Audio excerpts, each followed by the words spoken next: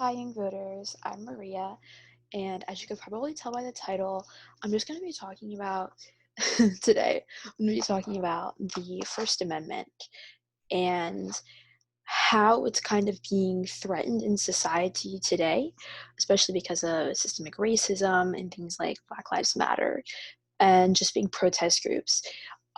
So, not even, it's both sides of the spectrum. There's the Black Lives Matter, and then there's the systemic racists, like people who raided the Capitol building, things like that.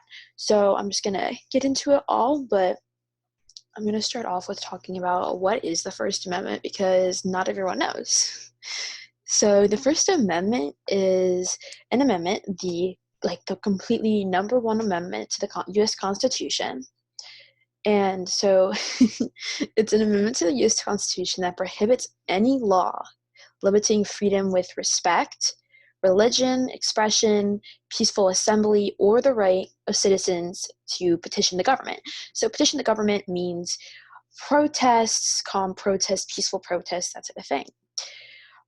Expression, it's your opinions, your feelings, how you feel. And then religion is, maybe where you go to church, or if you don't go to church, what do you believe in? So the First Amendment really stresses that the people of the United States have these individual freedoms because we should be allowed to have them. And that's why a lot of people immigrated here, so they could have, freedom of religion. They could believe what they wanted to. They could express their feelings. They could have the right to petition.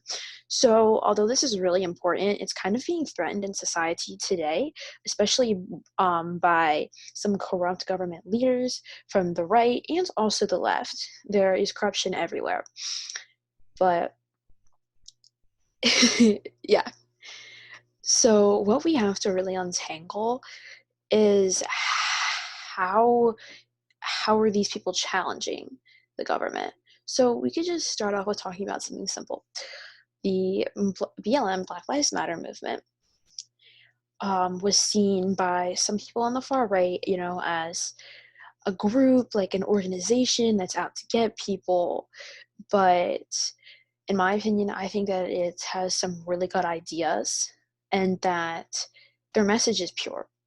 So it all started with, if you don't know, it all started with George Floyd and what happened with him, which was obviously terrible.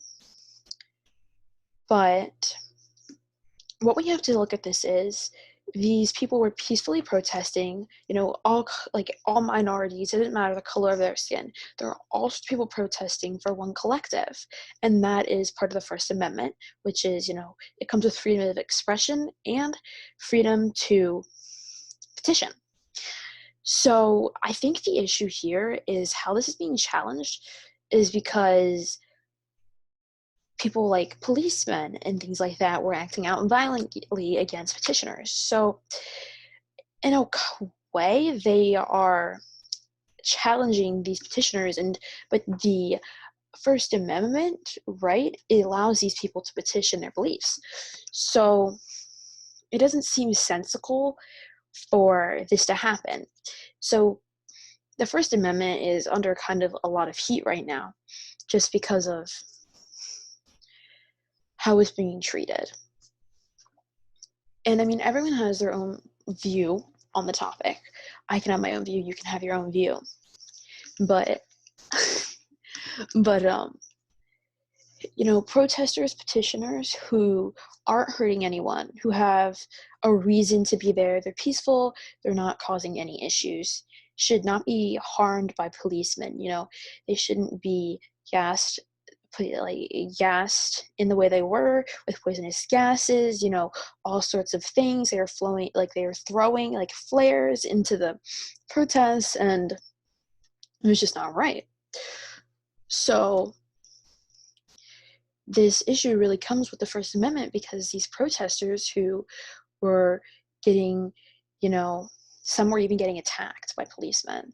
But whatever the case may be, being attacked or threatened or violently yelled at or in an aggressive manner, these people feel that their First Amendment rights, there's just been a line that has been crossed. And it all comes back to the belief that beginning why people came here. was for their freedoms. And if the United States is having trouble allowing us to have those freedoms, it's kind of silly. So there's a kind of really big disruption within just the public right now because of that. Even though that like George Floyd and everything that happened started in June, July, it's still relevant. And I think it's a topic of many people's minds.